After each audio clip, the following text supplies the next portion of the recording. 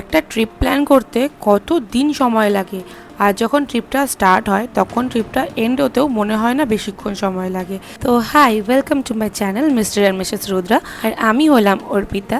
তোমাদের সবাইকে যেহেতু আমি লাস্ট ভিডিওতে প্রমিস করেছিলাম আমার এই গ্যাংটক এক্সপ্লোর ভিডিও তোমাদের সবার সাথে শেয়ার করব, তো সেই জন্য চলে আসলাম এই ভিডিওটা নিয়ে। তোমরা যারা এই ভিডিওর পার্ট 1 পার্ট 2 দেখোনি তারা একবার আমার চ্যানেলে গিয়ে দেখে আসতে পারো। আজকে হলো ডে 4, আমরা লাচুং থেকে গ্যাংটকে ব্যাক করলাম। এটা আমার লাইফের এরকম একটা জার্নি যেখানে কিছু আননোন পারসন তো যারা ছিল তাদের সাথে এত সুন্দর একটা বন্ডিং, এত ভালো একটা রিলেশন ক্রিয়েট হয়েছিল এই 3-4 দিনে, এটা আমি কখনো এক্সপেক্ট করিনি। আমি কোন হোটেলে আছি, কীরকম চার্জেস পড়েছে, লোকেশন কোথায়, রুম কেমন, এই সব নিয়ে কিন্তু আমি অলরেডি একটা ভিডিও আপলোড করে দিয়েছি, তোমরা কিন্তু আমার চ্যানেলে গিয়ে দেখতে পারো। লাচুং থেকে গ্যাংটক পৌঁছাতে যেহেতু অলরেডি সন্ধ্যা হয়ে গেছিলো, তাই আমার বর বলল রেডি হয়ে চলো কোথাও ঘুরে আসি। তাই জন্য বিকালে রেডি হয়ে বেরিয়ে গেছিলাম একটু মল রোডে ঘুরতে। আমাদের হোটেলটা পুরোপুরি মল রোডের একদমই উপরে। আমি এবার ফার্স্ট টাইম গ্যাংটক আসলাম, তো মল রোডের ব্যাপারে অনেক শুনেছিলাম, তাই জন্য আমি আরও মিলে বেরিয়ে গেছিলাম বিকালে মল রোডটা এক্সপ্লোর করতে। তোমরা ভাবতে পারবে না এই রেড পান্ডাটার এত ডিমান্ড, একটা সেলিব্রিটিরও মনে হয় এরকম ডিমান্ড হয় না। সবাই দেখি এই রেড পান্ডাটাকে ধরে ফটো তুলছে, আশেপাশে ভিড় হয়ে আছে শুধুমাত্র এই রেড পান্ডাটার ফটো আর ভিডিওস করার জন্য। তো যাই হোক, দেখলাম, আমাদেরও ভালো লাগলো। তারপরে ঘুরতে ঘুরতে চলে গেছিলাম আমরা লালবাজারে। সেখানে গিয়ে এত ভিড় দেখলাম যে যত মানুষ ছিল মনে হয় সবাই লালবাজারে এই টাইমে মনে হয় প্রেজেন্ট ছিল। তো যাই হোক, এখানে একটা aunty veg momo plus chicken momo sale করছিল। অনেকক্ষণ ওয়েট করার পরে আমরা দুজন 2 প্লেট মোমো পেয়েছি। কিন্তু সত্যি বলতে মোমোটা খুবই টেস্টি। তোমরা যখন কোনোদিনে এইখানে আসো তাহলে একবার হলেও এই মোমোটা ট্রাই করো। মোমোটা সত্যিই খুব টেস্টি ছিল। তারপরে একটু এদিক ওদিক শপিং করে চলে গেছিলাম রুমে গিয়ে যেটা আমার সাথে হলো সেটা একদমই আনএক্সপেক্টেড ছিল। আমার ছিল পরের দিন বার্থডে, তো রাত্রি 12টার আগেই ও আমাকে এই সারপ্রাইজটা দেয় হোটেলের লোকদেরকে বলে। ও রুমটাকে খুব সুন্দর করে ডেকোরেট করেছিল, কেক নিয়ে এসেছিলো। তো এত সুন্দর একটা সারপ্রাইজ পেয়ে কোন মেয়েটা না খুশি হবে। আর তার সাথে এটা আমার বিয়ের পরে ফার্স্ট বার্থডে ওর সাথে।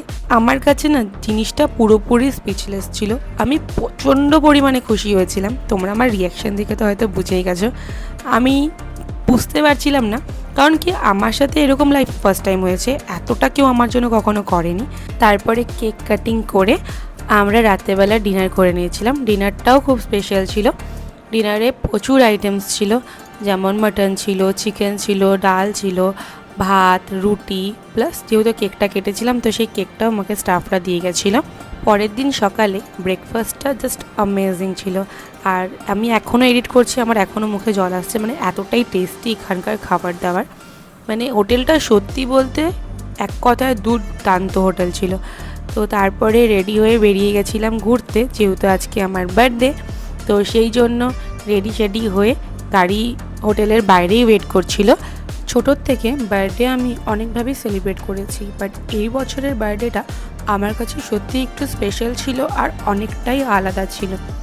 সকালে ঘুম থেকে উঠে রেডি হওয়ার সময়ও বুঝতে পারিনি যে ওয়েদারটা এরকম থাকবে, কিন্তু বাইরে যখন বেরোলাম ওয়েদারটা সত্যিই খুব সুন্দর ছিল। ঠান্ডা তো ছিল, সাথে ঝিরিঝিরি বৃষ্টি পড়াও শুরু হয়ে গেছিলো।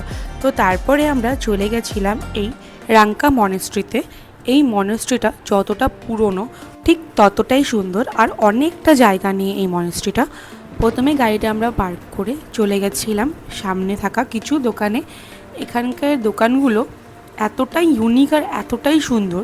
হোম ডেকোরের প্রচুর জিনিস এখানে পাওয়া যায়, সাথে কিছু কস্টিউমও বিক্রি হয় যেগুলো পরে এখানে সবাই ফটো তুলতে পারবে, ঘুরতে পারবে। তো আমরা সেটা আর ট্রাই করিনি। তারপরে হাঁটতে হাঁটতে চলে গেছিলাম মনেস্ট্রির এই ছোটো ছোটো সেলসগুলোতে।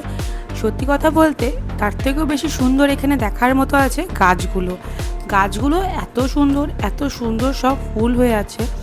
তো যাই হোক, আমরা এনজয় করছিলাম। ওয়েদারটাও খারাপ হচ্ছিল আস্তে আস্তে, বাট অতটাও না, হাওয়া দিচ্ছিল, মেঘ করে এসেছিলো। এক কথায় চারিপাশের ওয়েদারটা জাস্ট অসাম ছিল। চারিপাশটা ভালো করে ঘুরে দেখার পর আমাদের চোখে পড়লো এই সুন্দর একটা বাগান, যেখানে প্রচুর ফুল ছিল। আর যেখানে ফুল সেখানে প্রজাপতি হবে না সেটা তো হতে পারে না, এখানে অনেক প্রজাপতিও ছিল। আমি অনেক প্রজাপতিকে ক্যাপচার করতে পারিনি ভিডিওতে, বাট এখানে অনেক ধরনের প্রজাপতি ছিল। তারপরে চারিপাশটা ঘুরতে ঘুরতে আমরা চলে গেলাম মেন যেই মনেস্ট্রিটার জন্য আমরা এসেছিলাম। তো আমরা হাঁটতে হাঁটতে চলে গেছিলাম মেন মনেস্ট্রিতে। পার্কিং থেকে মেন মনেস্ট্রি অবধি যাওয়ার জন্য অনেকটাই হাঁটতে হয়, রাস্তাটা যেহেতু খারাপ তাই একটু টাইম কনজিউমিং। তো যাই হোক, আমরা যখন হেঁটে হেঁটে যাচ্ছিলাম তো তখন আমাদের চোখে পড়লো এখানে যেই সবগুলোতে ড্রেস ভাড়া পাওয়া যায় সেগুলো পরেই কিছু মেয়ে প্লাস ছেলে রিলস বানাচ্ছিল, ভিডিও করছিল, ফটো ক্লিক করছিল। তো এগুলো দেখে বেশ ভালোই লাগলো। তারপরে আমরা এই সিঁড়ি দিয়ে উঠে চলে গেলাম মেন মনেস্ট্রিতে। তার আগে তোমরা একবার জাস্ট ভিউটা দেখো, সাথে ওয়েদারটাও একবার দেখো, জাস্ট দারুণ ছিল। মনেস্ট্রির ভিতরে যাওয়ার পরে হঠাৎ করেই এমন একটা শান্তি ফিল হলো যেটা আমি তোমাদেরকে এই ভিডিওতে শেয়ার করতে পারবো না। হয়তো তোমরা এই ভিডিওটা দেখলে হয়তো বুঝতেও পারবে না। তার জন্য তোমাদেরকে একবার হলেও এই মনেস্ট্রিটা ভিজিট করতে হবে। সত্যি বলতে মনেস্ট্রিটা যতটা শান্ত আর যতটা পিসফুল না, মানে তোমরা যদি না যাও তোমরা সত্যিই ফিল করতে পারবে না। তো চলো এবার ফাইনালি মনেস্ট্রির ভেতরটা একবার দেখা যাক।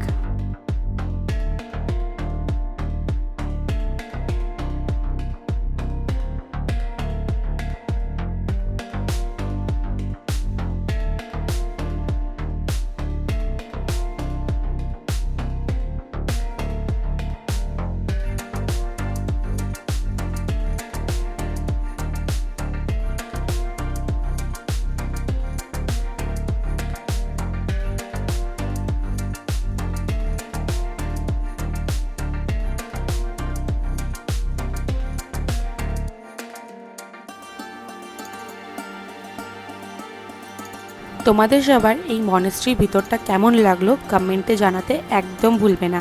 আর আমার চ্যানেলটা যদি তোমাদের ভালো লেগে থাকে তাহলে প্লিজ লাইক কমেন্ট শেয়ার করতে একদম ভুলো না। তারপরে আমরা চলে গেছিলাম বনজাগরি ওয়াটারফলসে। আমরা যাওয়ার সাথে সাথেই ওয়েদারটাও কেমন জানি আমাদের উপরে মনে হয় রাগ করে বসে গেল, কারণ ঝিরিঝিরি তো বৃষ্টি হচ্ছিলই, তারপরে দেখি ভালোই বৃষ্টি হওয়া শুরু হলো। তাও কি, ঘুরতে এসছি, ঘুরবো তো নিশ্চয়ই। তো এই বৃষ্টির মধ্যেই আমরা চলে গেলাম ওয়াটারফলসের সামনে। এই ওয়াটারফলটা পুরোটাই একটা জঙ্গলের ভিতরে, তো পুরো জঙ্গলটাই না সিঁড়ি দিয়ে খুব সুন্দর করে এলিভেট করা। তুমি যতটা উপরে যাবে ঠিক ততগুলোই তোমাকে সিঁড়ির স্টেপ ক্রস করতে হবে। গাড়িটা যখন পার্কিংয়ে গিয়ে দাঁড়ালো তখন না ঠিক বুঝতে পারিনি যে ওয়াটারফলসটা এতটা উপরে হবে। সিঁড়ি দিয়ে যখন উপরে উঠছিলাম বিশ্বাস করবে না, নিঃশ্বাস নিতে সত্যিই একটু কষ্ট হচ্ছিল। আর রিসেন্টলি তো আমি লাচুং থেকে যখন আসলাম তখনও আমার ব্রিদিং প্রবলেম হয়েছিল। এখানে তো বৃষ্টি পড়ছিল, সাথে ঠান্ডা, ওয়েদারটা একদম দারুণ লাগছিল। তো যাই হোক, শরীর খারাপ তো হতেই থাকবে, সে সব কিছুকে ওভারকাম করে আমরা চলে গেলাম এই ওয়াটারফলসের কাছে। ওয়াটারফলসের সামনে যাওয়ার সাথে সাথেই বৃষ্টিটাও ঝমঝমিয়ে পড়া শুরু হলো। এখানে কিছু অ্যাক্টিভিটিসও হয়, বাট যেহেতু বৃষ্টি পড়ছিল তাই সব কিছুই প্রায় বন্ধ ছিল। তারপরে বেশ কিছুক্ষণ এই পুলটাতে দাঁড়িয়ে আমরা অনেক ফটোশ্যুট করলাম। কিছু ভিডিও বানানোর পরে অনেকটাই সাহস করে ভাবলাম যে না, যতই বৃষ্টি হোক আমরা ওয়াটারফলসের একদম সামনে যাবই। তো সেই জন্য বৃষ্টির মধ্যেও ভিজতে ভিজতে দুজনে মিলে চলে গেলাম এই ওয়াটারফলের একদম সামনে। তোমরা একবার এই ভিউটা শুধু দেখো।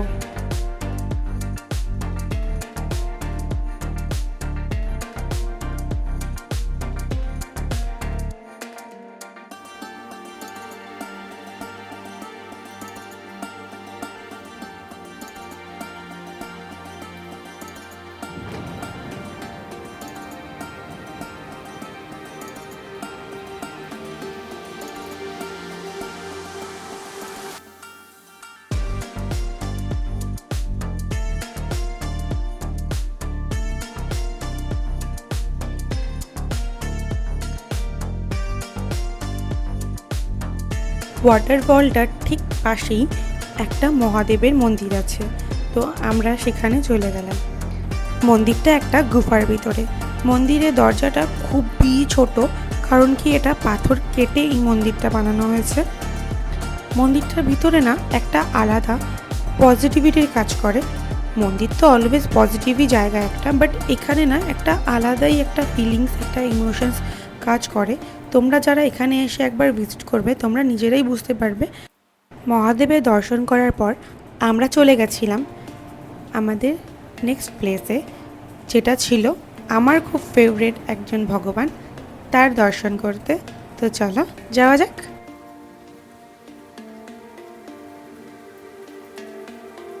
আমাদের নেক্সট প্লেস সেটা হলো হনুমান টক।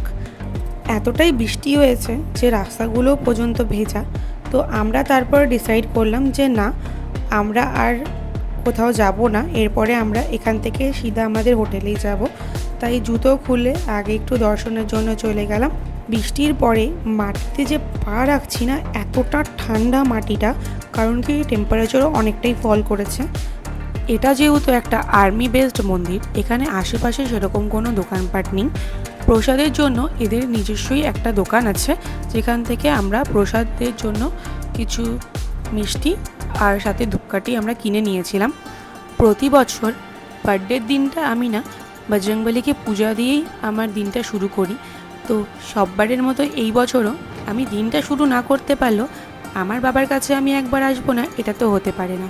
তারপরে দুজনে মিলে হাঁটতে হাঁটতে চলে গেলাম পাহাড়ের সেই উপরে মন্দিরটাতে, যেখানে আমার বাবা বসে আছে।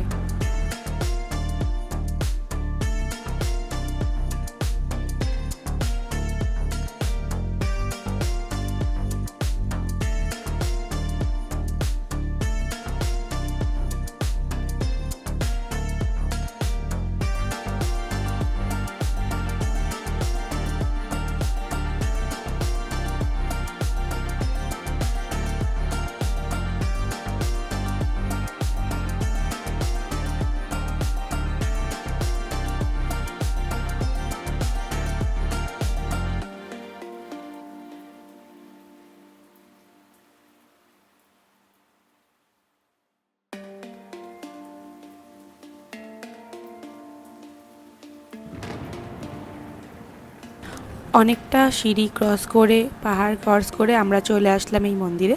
তো ফাইনালি এটা হলো মন্দিরের ভিউ। একবার তোমরা বাবার দর্শন করে নাও।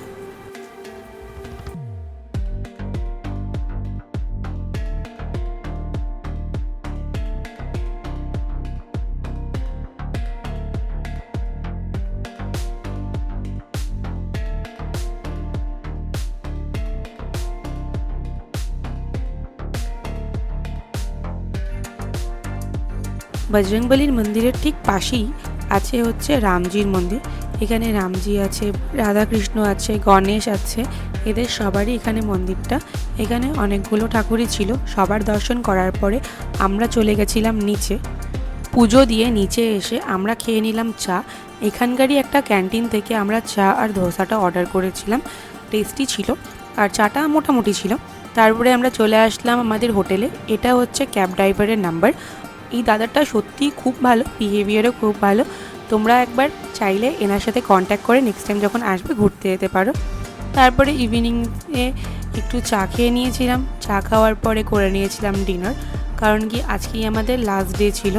তো তাড়াতাড়ি করে ঘুমিয়ে পড়েছিলাম, কারণ সকালে উঠতে হবে। সকালে ব্রেকফাস্টটা করেছিলাম এই খুব সুন্দর একটা চা আর সাথে ব্রেড অমলেট দিয়ে। তারপরে বেরিয়ে গেছিলাম বাড়ির জন্য। তো মনটা সত্যি খুব খারাপ ছিল আমার, কারণ কি বাড়ি যেতে একদম ইচ্ছা করছিল না।